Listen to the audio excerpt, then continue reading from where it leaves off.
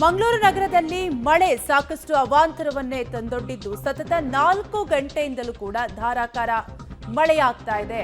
ಮಂಗಳೂರಿನಲ್ಲಿ ಸತತ 4 ಗಂಟೆಯಿಂದಲೂ ಕೂಡ ಧಾರಾಕಾರ ಮಳೆಯಾಗ್ತಾ ಇದ್ದು ಕೋಡಿಯಾಲ್ ಗತ್ತುವಿನಲ್ಲಿ ಮನೆಗಳಿಗೆ ಮಳೆ ನೀರು ನುಗ್ಗಿದೆ. ಮಾಲೇಮಾರ್ ವಿಜಯ್ ಕಾರ್ ಸ್ಟ್ರೀಟ್ ಜಲಾವೃತವಾಗಿದೆ. ತುಂಬಿ ಹರಿದ ಜಪ್ಪಿನ ಮೊಗರು ರಾಜಕಾಲುವೆ.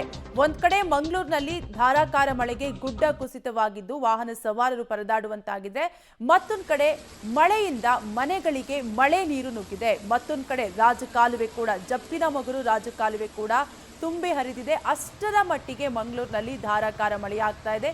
ಗಮನಿಸ್ತಾ ಇರಬಹುದು ನೀವು ಕೂಡ ದೃಶ್ಯಾವಳಿಗಳಲ್ಲಿ ವಾಹನ ಸವಾರರು ಮಳೆ ನೀರಲ್ಲೇ ಚಲಿಸುತ್ತಿದ್ದಾರೆ. ರಸ್ತೆಯೆಲ್ಲ ಕಂಪ್ಲೀಟ್ ಆಗಿ ಜಲಾವೃತವಾಗಿದೆ, ಕೆಸರುಮಯವಾಗಿದೆ. ಮಳೆ ನೀರು ರಸ್ತೆಯಲ್ಲಿ ನಿಂತಿರುವಂತಹ ಮಳೆ ನೀರು ಕಂಪ್ಲೀಟ್ ಆಗಿ ಕೆಸರುಮಯವಾಗಿದ್ದು ಒಟ್ಟಾರೆಯಾಗಿ ಮಂಗಳೂರಿನಲ್ಲಿ ಸುರಿಯುತ್ತಿರುವಂತಹ ಧಾರಾಕಾರ ಮಳೆ ಸಾಕಷ್ಟು ಅವಾಂತರವನ್ನೇ ತಂದೊಡ್ಡಿದ್ದಾನೆ. ಒಟ್ಟಾರೆಯಾಗಿ ರಸ್ತೆಗಳಲ್ಲೆಲ್ಲ ಈಗಾಗಲೇ ಮೊಣಕಾಲುದ್ದ ನೀರು ನಿಂತಿದ್ದು ಇಡೀ ಏರಿಯಾ ಕಂಪ್ಲೀಟ್ ಆಗಿ ಜಲಾವೃತವಾಗಿದೆ. ಈಗಾಗಲೇ ಕಾರ್ಯಾಚರಣೆ ಕೂಡ ನಡೀತಾ ಇದೆ. ಒಟ್ಟಾರೆಯಾಗಿ ಮೊಣಕಾಲುದ್ದ ನೀರು ರಸ್ತೆ ತುಂಬೆಲ್ಲ ತುಂಬಿದ್ದು ಕಂಪ್ಲೀಟ್ ಆಗಿ ಮಳೆ ನೀರು ರಸ್ತೆಯಲ್ಲಿ ನಿಂತಿರುವಂತಹ ಮಳೆ ನೀರು ಕೆಸರುಮಯವಾಗಿದೆ. ಮನೆಗಳಿಗೆ ಮಳೆ ನೀರು ಕೂಡ ನುಗ್ಗಿದೆ. ಒಟ್ಟಾರೆಯಾಗಿ ಒಂದ್ ಕಡೆ ಗುಡ್ಡ ಕುಸಿತ ಸಂಭವಿಸಿದ್ರೆ ಮತ್ತೊಂದು ಕಡೆ ಮಂಗಳೂರಿನ ಕೆಲವು ಮನೆಗಳಿಗೆ ಮಳೆ ನೀರು ಕೂಡ ನುಗ್ಗಿದೆ. ಜೊತೆಗೆ ಜಪ್ಪಿನ ಮೊಗರು ರಾಜಕಾಲುವೆ ಕೂಡ ತುಂಬಿ ಹರಿದಿದ್ದು ಸಾಕಷ್ಟು ಅವಾಂತರವನ್ನೇ ಮಳೆರಾಯ ತಂದೊಡ್ಡಿದ್ದಾನೆ.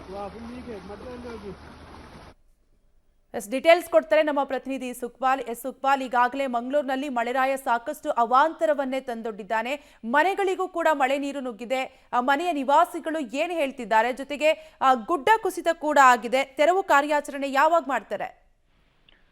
ಕಾವ್ಯ, ಮಂಗಳೂರಿನ ಹಲವು ಕಡೆಗಳಲ್ಲಿ ಈ ರೀತಿಯಾಗಿ ನೀರು ನುಗ್ಗಿರುವಂತದ್ದು. ನಗರದ ಕೊಡಿಯಾಲ್ ಗೊತ್ತಿನಲ್ಲಿ ಸುಮಾರು 8 ಮನೆಗಳಿಗೆ ನೀರು ನುಗ್ಗಿದೆ. ಹಾಗಾಗಿ ತಕ್ಷಣ ಅಗ್ನಿಶಾಮಕ ದಳದ ಸಿಬ್ಬಂದಿಗಳು ಆ ಮನೆ ಮಂದಿಯನ್ನ ಎಲ್ಲರನ್ನ ರಕ್ಷಿಸಿ ಬೋಟು ಮೂಲಕ ಹೊರಗೆ ಕರೆತಂದಿದ್ದಾರೆ. ಅಂದ್ರೆ ಅವರ ಮನೆಗೆ ಮತ್ತಷ್ಟು ನೀರು ನುಗ್ಗುವಂತ ಭೀತಿ ಇದೆ. ಹಾಗಾಗಿ ಅವರನ್ನ ಸುರಕ್ಷಿತ ಸ್ಥಳಕ್ಕೆ ಸ್ಥಳಾಂತರ ಮಾಡಲಾಗಿದೆ. ಜೊತೆಗೆ ನಗರದ ಕಾರ್ ಸ್ಟ್ರೀಟ್ ನಲ್ಲೂ ರಸ್ತೆಯಲ್ಲೇ ನೀರು ಹರಿದಿರುವಂತದ್ದು ಬಹಳಷ್ಟು ನದಿಯಂತಾಗಿತ್ತು. ಅದರ ಜೊತೆಗೆ ಮಂಗಳೂರು ರೈಲ್ವೆ ನಿಲ್ದಾಣ ಆಗಿರ್ಬೋದು, ನಗರದ ವಿಜಯ್ ಆಗಿರ್ಬೋದು, ಈ ಕಡೆಗಳಲ್ಲಿ ಹೆಚ್ಚಿನ ಮಳೆಯ ನೀರು ರಸ್ತೆಯಲ್ಲೇ ಹರಿದು ಸಂಚಾರಕ್ಕೆ ಜನರಿಗೆ ಬಹಳಷ್ಟು ತೊಂದರೆ ಆಗಿತ್ತು. ಆ ಬಳಿಕ ಜಪ್ಪಿನ ಮೊಗರ್ನಲ್ಲೂ ರಾಜಕಾಲುವೆ ತುಂಬಿ ತಗ್ಗು ಪ್ರದೇಶಗಳಿಗೆ ನೀರು ನುಗ್ಗಿದೆ. ಜೊತೆಗೆ ಕೊಟ್ಟಾರ ಈ ಭಾಗ, ಜೊತೆಗೆ ಮಾಲೆಮಾರಿ ಈ ಭಾಗದಲ್ಲೂ ಹೆಚ್ಚಿನ ಮಳೆಯಿಂದಾಗಿ ನೀರಿನ ಹರಿವೇನು ಹೆಚ್ಚಾಗಿ ಅದು ನೇರವಾಗಿ ರಸ್ತೆಗೆ ಬಂದಿದ್ದು ಸಂಚಾರಕ್ಕೆ ಸಂಪೂರ್ಣವಾಗಿ ತೊಡಕಾಗಿದ್ದು ಬಹಳಷ್ಟು ದೊಡ್ಡ ಮಟ್ಟದಲ್ಲಿ ಸಂಚಾರ ಅಸ್ತವ್ಯಸ್ತ ಆಗಿತ್ತು.